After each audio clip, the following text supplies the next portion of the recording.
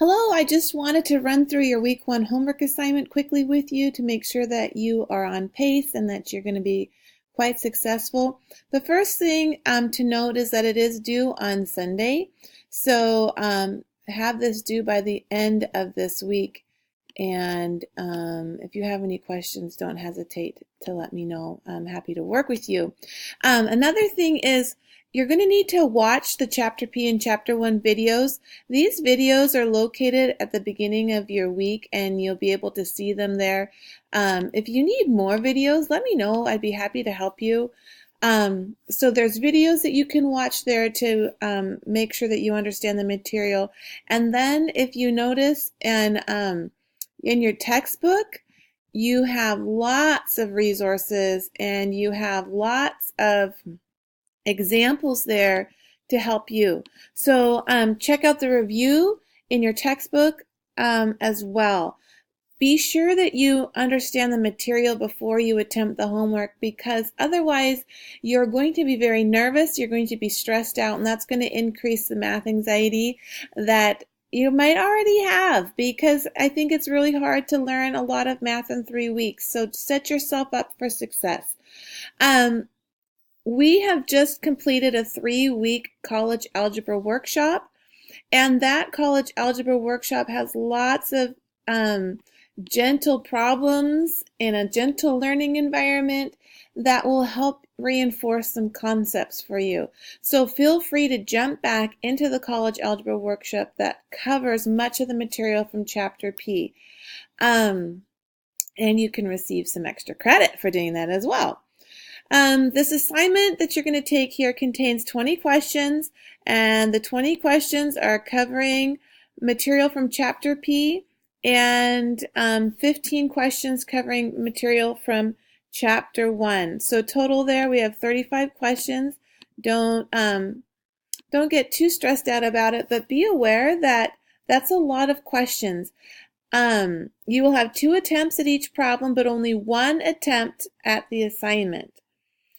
You will receive a 33% penalty on a problem for a missed attempt.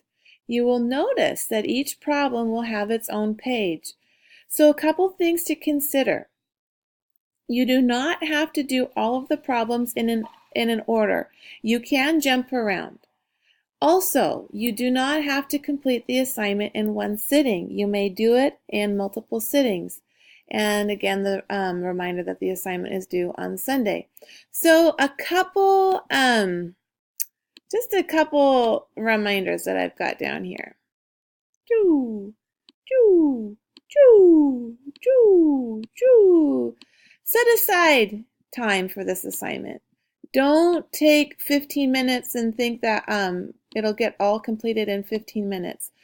Really give yourself quiet, undivided time with a good internet connection. So set aside appropriate time to work on this homework.